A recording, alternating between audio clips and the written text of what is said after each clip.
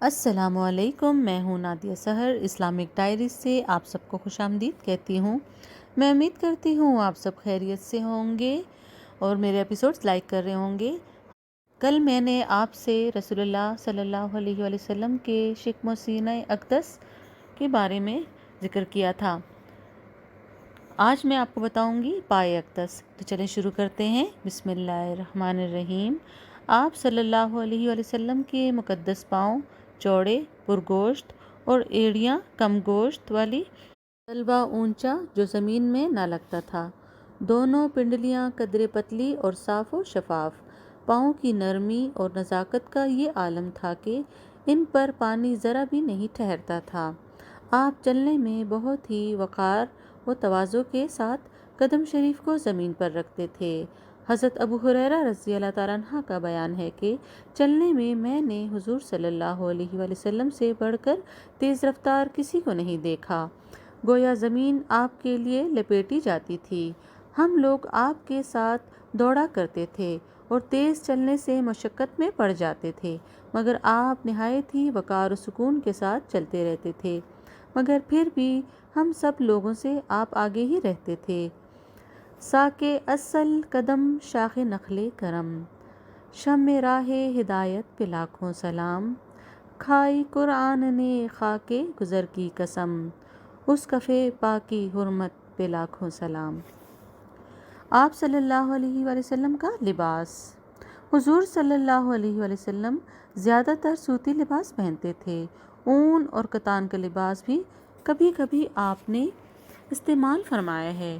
لباس کے بارے میں کسی خاص پوشاک یا امتیازی لباس کی پابندی نہیں فرماتے تھے۔ جبہ، قبا، پیرہن، تہبند، حلہ، چادر، عمامہ، ٹوپی، موزہ، ان سب کو آپ نے زیب تن فرمایا ہے۔ پاجامہ کو آپ نے پسند فرمایا اور منا کے بازار میں ایک پاجامہ خریدا، لیکن یہ ثابت نہیں کہ کبھی آپ نے پاجامہ پہنا ہو۔ امامہ شریف۔ آپ امامہ میں شملہ چھوڑتے تھے جو کبھی ایک شانے پر اور کبھی دونوں شانوں کے درمیان پڑا رہتا تھا۔ آپ کا امامہ سفید، سبز، زعفرانی، سیاہ رنگ کا تھا۔ فتح مکہ کے دن آپ کالے رنگ کا امامہ پہنے باندھے ہوئے تھے۔ امامہ کا نیچے ٹوپی ضرور ہوتی تھی۔ فرمایا کرتے تھے کہ ہمارے اور مشرکین کے اماموں میں یہی فرق و امتیاز ہے کہ ہم ٹوپیوں پر امامہ باندھتے ہیں۔ ابو داؤد باب العمائم، ص 209 ج 2 مجتبائی۔ چادر۔ یمن کی تیار شدہ صوتی دار چادریں جو عرب میں حبرہ یا بد یمانی کہلاتی تھی، آپ کو بہت زیادہ پسند تھی اور آپ ان چادروں کو بکثرت استعمال فرماتے تھے۔ کبھی کبھی سبز رنگ کی چادر بھی آپ نے استعمال فرمائی۔ کمبل۔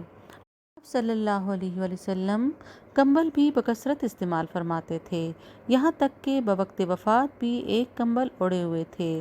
حضرت ابو بردہ رضی اللہ تعالیٰ عنہ کا بیان ہے کہ حضرت عائشہ رضی اللہ تعالیٰ عنہ نے ایک موٹا کمبل اور ایک موٹے کپڑے کا تہبند نکالا اور فرمایا کہ انہی دونوں کپڑوں میں حضور صلی اللہ علیہ وآلہ وسلم نے وفات پائی۔ ترمذی ج ص 206۔ نالین اقدس۔ حضور صلی اللہ علیہ وآلہ وسلم کی نالین اقدس کی شکل و صورت اور نقشہ بالکل ایسا ہی تھا جیسے ہندوستان میں چپل ہوتے ہیں۔ چمڑے کا ایک تلا ہوتا تھا جس میں تسمے لگے ہوتے تھے۔ آپ کی مقدس جوتیوں میں 2 تسمے عام طور پر لگے ہوتے تھے جو کروم چمڑے کے ہوا کرتے تھے۔ پسندیدہ رنگ۔ آپ نے سفید، سیاہ، سبز، زعفرانی رنگوں کے کپڑے استعمال فرمائے، مگر سفید کپڑا آپ کو بہت زیادہ محبوب و مرغوب تھا۔ سرخ رنگ کے کپڑوں کو آپ بہت زیادہ ناپسند فرماتے تھے۔ ایک مرتبہ حضرت عبداللہ بن عمر رضی اللہ تعالیٰ عنہ سرخ رنگ کے کپڑے پہنے ہوئے بارگاہ اقدس میں حاضر ہوئے تو آپ نے ناگواری ظاہر فرماتے ہوئے دریافت فرمایا کہ یہ کپڑا کیسا ہے؟ انہوں نے ان کپڑوں کو جلا دیا۔ آپ نے سنا تو فرمایا کہ اس کو جلانے کی ضرورت نہیں تھی، کسی عورت کو دے دینا چاہیے تھا، کیونکہ عورتوں کے لیے سرخ لباس پہننے میں کوئی حرج نہیں ہے۔ اسی طرح حضور صلی اللہ علیہ وسلم ایک مرتبہ ایک ایسے شخص کے پاس سے گزرے جو 2 سرخ رنگ کے کپڑے پہنے ہوئے تھا۔ اس نے آپ کو سلام کیا تو آپ نے اس کے سلام کا جواب نہیں دیا۔ ابو داؤد جیم 207 تا 208۔ انگوٹھی۔ جب آپ نے بادشاہوں کے نام دعوت اسلام کے خطوط بھیجنے کا ارادہ فرمایا تو لوگوں نے کہا کہ سلاطین بغیر مہر والے خطوط کو قبول نہیں کرتے، تو آپ صلی اللہ علیہ وآلہ وسلم نے چاندی کی ایک انگوٹھی بنوائی جس پر اوپر تلے 3 سطروں میں محمد الرسول اللہ کندہ کیا ہوا تھا۔ خوشبو۔ آپ کو خوشبو بہت زیادہ پسند تھی۔ آپ ہمیشہ عطر کا استعمال فرمایا کرتے تھے، حالانکہ خود آپ کے جسم اطہر سے ایسی خوشبو نکلتی تھی کہ جس گلی میں آپ کا گزر ہوتا وہ گلی معطر ہو جایا کرتی تھی۔ آپ فرمایا کرتے تھے کہ مردوں کی خوشبو ایسی ہونی چاہیے کہ خوشبو پھیلے اور رنگ نظر نہ آئے، اور عورتوں کے لیے وہ خوشبو بہتر ہے کہ وہ خوشبو نہ پھیلے اور رنگ نظر آئے، کیونکہ آپ کے پاس خوشبو بھیجتا تو آپ کبھی رد نہ فرماتے اور ارشاد فرماتے کہ خوشبو کے تحفے کو رد مت کرو کیونکہ یہ جنت سے نکلی ہوئی ہے۔ سرما۔ حضور صلی اللہ علیہ وآلہ وسلم روزانہ رات کو اس سمت سرما لگایا کرتے تھے۔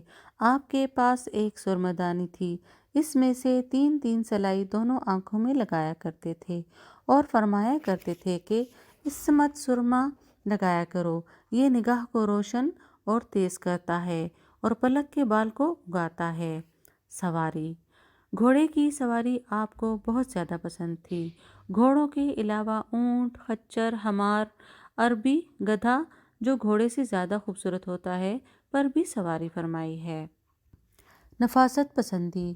حضور اقدس صلی اللہ علیہ وسلم کا مزاج اقدس نہایت ہی لطیف اور نفاست پسند تھا۔ ایک آدمی کو آپ نے میلے کپڑے پہنے ہوئے دیکھا تو ناگواری کے ساتھ ارشاد فرمایا کہ اس سے اتنا بھی نہیں ہوتا کہ یہ اپنے کپڑوں کو دھو لیا کرے۔